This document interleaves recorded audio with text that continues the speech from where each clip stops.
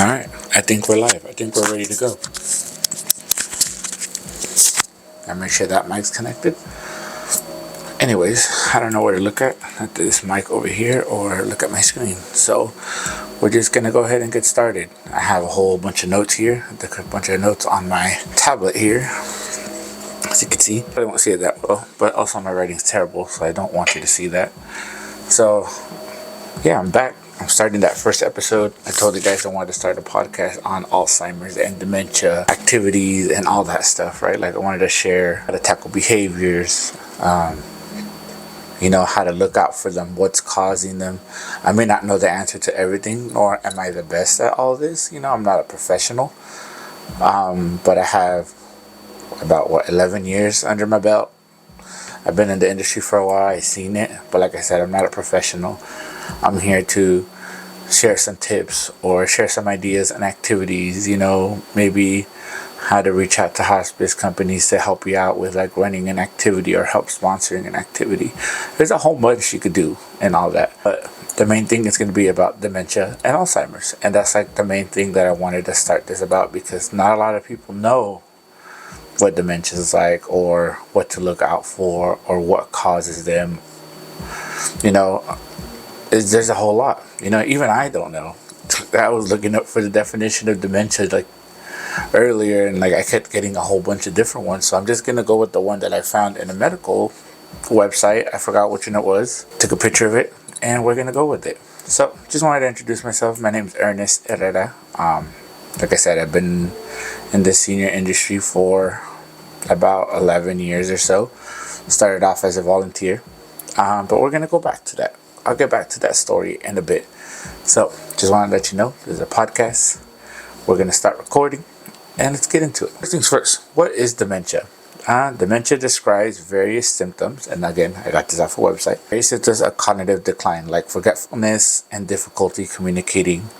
Dementia is a symptom of several underlying conditions and brain disorders, including Alzheimer's disease. A lot of people confuse Alzheimer's and dementia to think of it as, one thing, like Alzheimer's is one disease and dementia is another. No, it's combined. Dementia, then Alzheimer's is an underlying disease in it, which includes it. If I'm getting it right. If I'm wrong, again, I apologize. I'm not a professional. Dementia is a general term for symptoms affecting memory, communication, and thinking. Although the likelihood of having dementia increases with age, it is not normal. It is not a normal part of aging. Again, forgetfulness, that's normal, it happens. But dementia, when you increase forgetfulness, you don't know where this is, you don't know what that is. Like I said, we'll get deeply into it. I found a little bit of, on this website, and I'll probably go back to it and we'll make a sub episode into it. But I just want to talk about how I got into it, how it's been my career for a while now, and yeah, and how it's going. So how did I get into it? Well, it goes back to high school, back in 2011, 2012, when I graduated around that time. Started just as going to volunteer. I really did. I found this place around down the street. At first, I was volunteering at a library, so I was just there.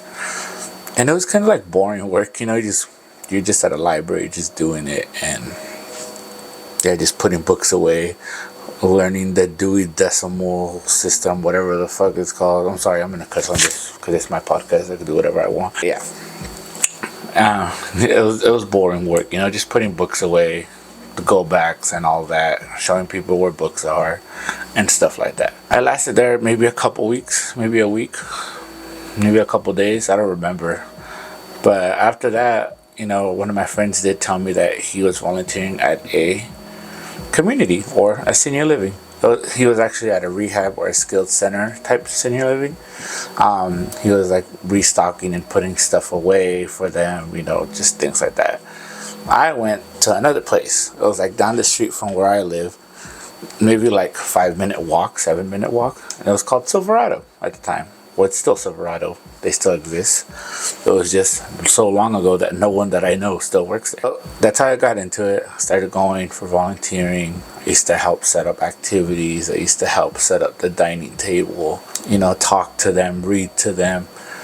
I remember once I went in for it was one of the activity directors was setting up for for Passover. You know, it was for, I forgot what it was, but it was like a special dinner, and I helped her set up and I helped her read one of the sections. So, you know, that's when I started to feel more comfortable in talking to other people, because I was never like this. I never liked talking to people. I never liked talking in front of a camera, things like that. So that's where all of that started unveiling. I know, weird for me to go there in a place where I don't like public speaking.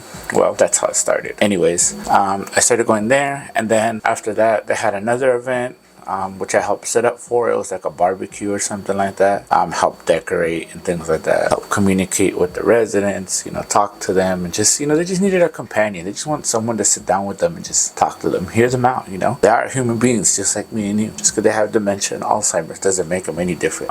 So after that, I kept going. You know, after I finished my hours, I got them all signed. I kept going for I kept saying in my head like 4 months or so. I don't think it was that long. I think it was maybe like I don't remember exactly. But then I got into, or one of the caregivers that I met there when I was volunteering ran into me, like maybe at a store. And he just told me, just apply, you know, you never know what could happen. So I did. I went for it. I got a job there as a part-time activities assistant. So help run that morning activities. Sometimes I would work at night and set up a movie and things like that. You know, it was barely my intro, dipping my water into getting into activities, and that's where it all started. And fun fact, I never worked as anything else. I've always been an activity director or assistant, or only worked in activities. Also a receptionist, but you know, that was for another time. But yeah, that's what started leading me into that career path. Just a volunteer, assistant, and then went on from there. All right. Well, I'm going to try to break it up into phases. You know, sometimes I forget what I'm talking about. You know, and it's going to happen. I never done a podcast before, and this is my first time. I tried to make an episode before, and like, I kind of like, it came out okay, but it was just like a test, you know, like a test run to make sure that I'm going to be able to talk about what I could talk about if I know enough. And sometimes, you know, it's going to be a short episode from 20 minutes to 30 minutes. Sometimes it's going to be a long episode up to an hour. I plan on having guests, you know, up to like professionals, co-workers, friends, just talk about stories, you know, because we connect with these residents, right? Like we just do. And then we have our stories, and obviously we're not going to say names because HIPAA and all that, but we're going to talk about it to the best of our abilities. You know, like I said, I didn't know you could gain so much experience from just volunteering. I didn't know I'd go down this path. I thought it was going to be like a college student, you know, get into like business or something like that, but I didn't. My heart was in memory care already, and I wanted to help where I could help, and I wanted to give the residents the best they can, you know, because they pay so much, and you know, you just want to care for them. You wanted to have fun. You wanted them to live their life. You want to like make them independent again. You know, as independent as they could be, because like it's a memory care, like I said.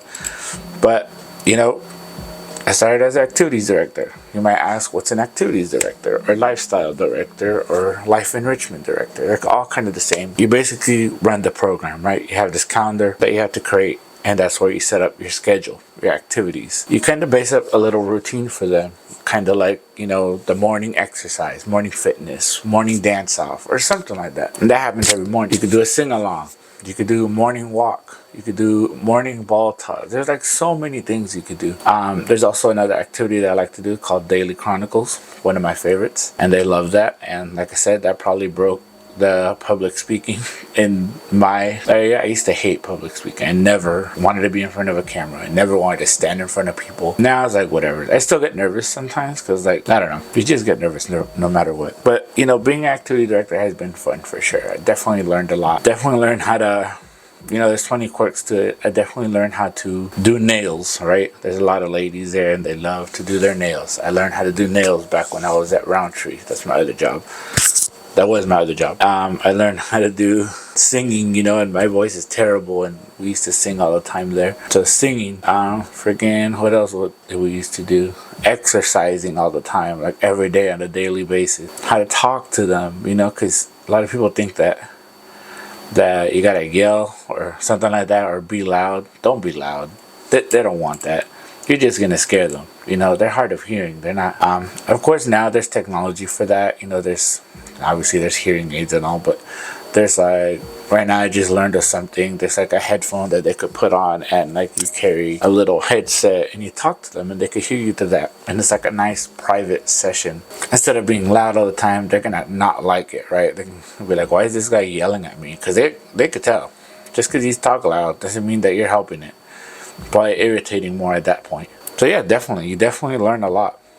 What has it taught me? Well, it's taught me to kind of step back and view from their perspective, right? Like, kind of like you have to slow down a little bit. You kind of feel like activities is fast paced. It's not supposed to be. Yeah, you're supposed to be on time and start the activities and all that to have that routine.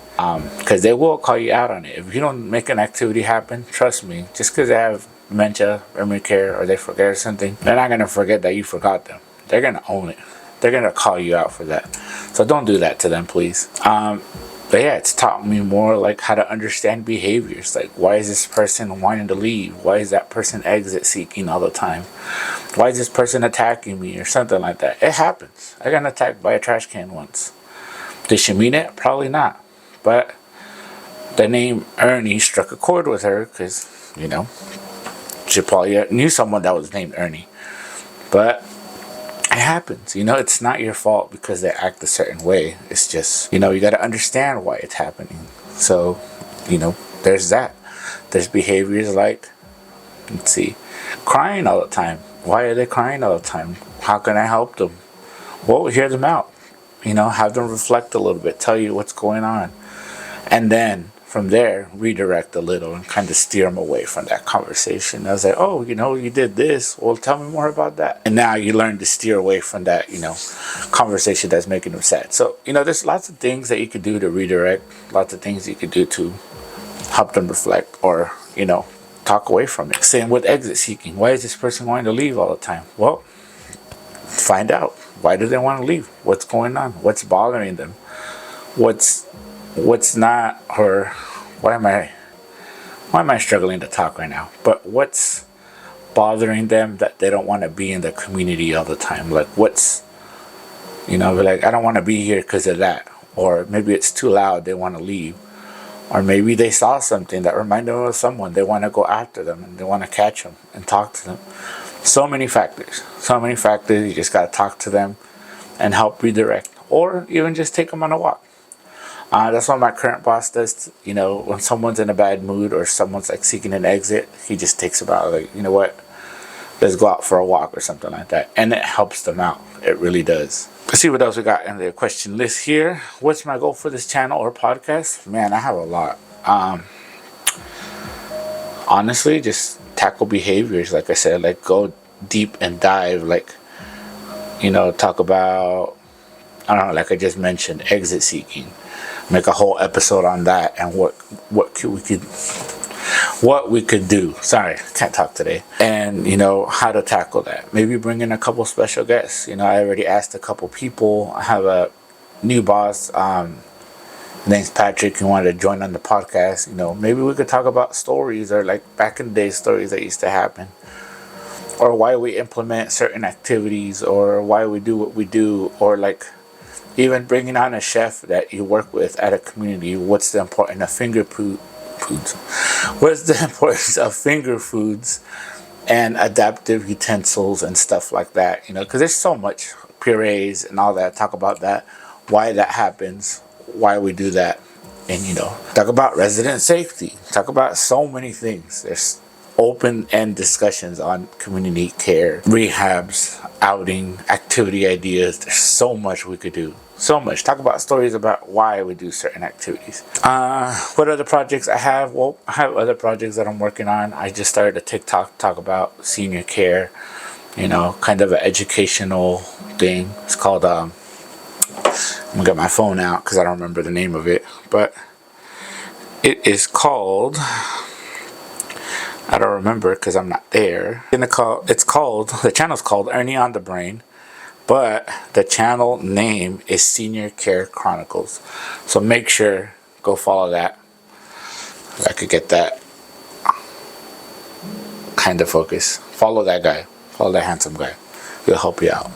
Just kidding, not handsome at all. Yeah, that's the other project I got going on. I also have my side projects where I'm a photographer, so I do like photography stuff and, side gigs on that. Cinematics, stuff like that. I like cinematography. So that's all my other side projects that I'm working on. And I'm going to try my best to tie it into this and kind of help this channel grow a little bit.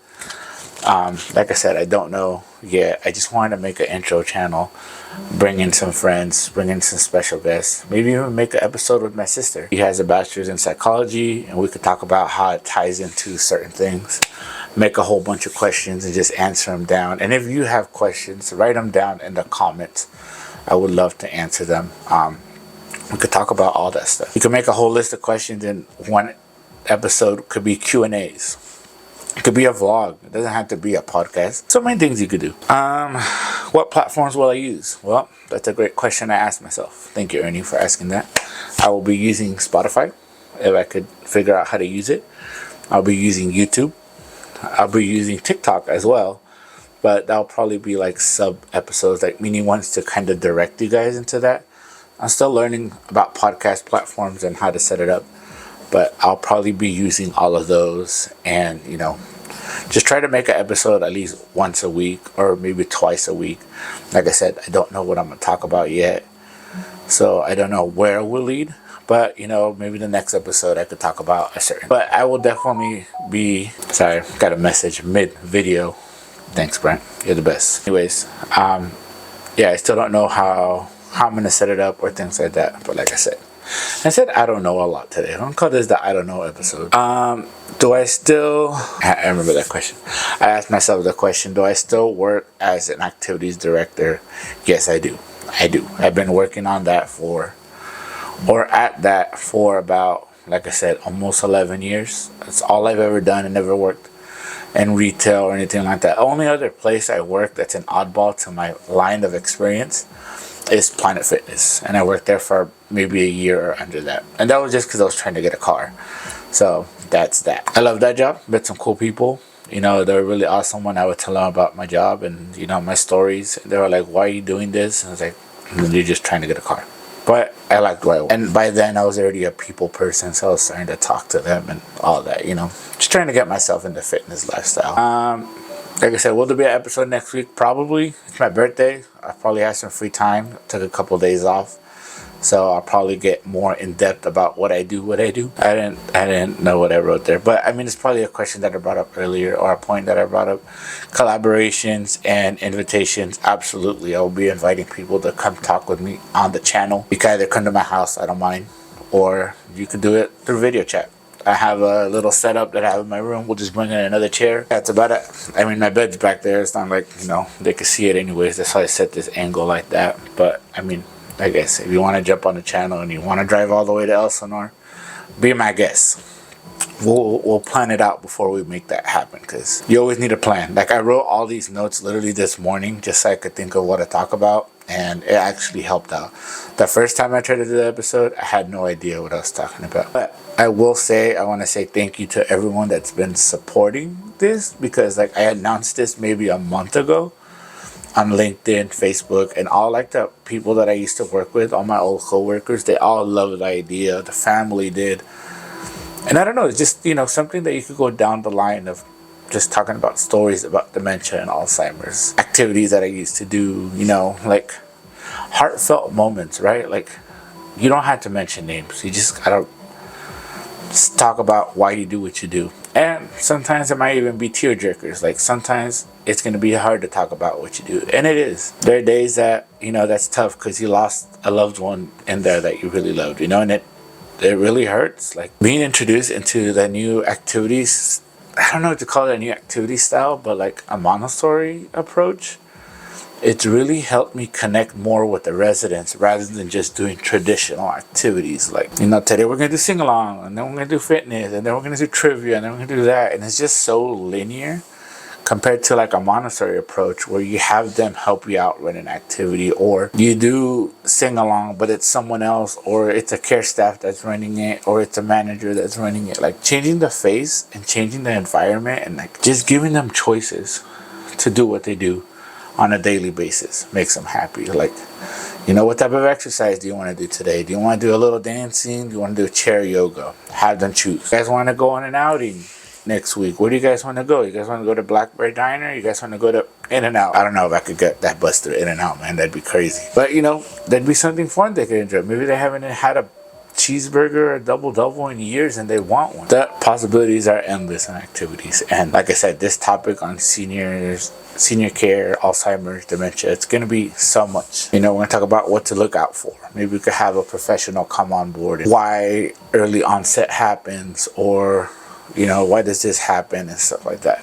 There's different types of dementia, and I have it here. So types of causes of dementia include Alzheimer's disease, vascular dementia, Lewy body dementia, which may occur with Parkinson's disease, if you've probably heard that. Frontotemporal dementia.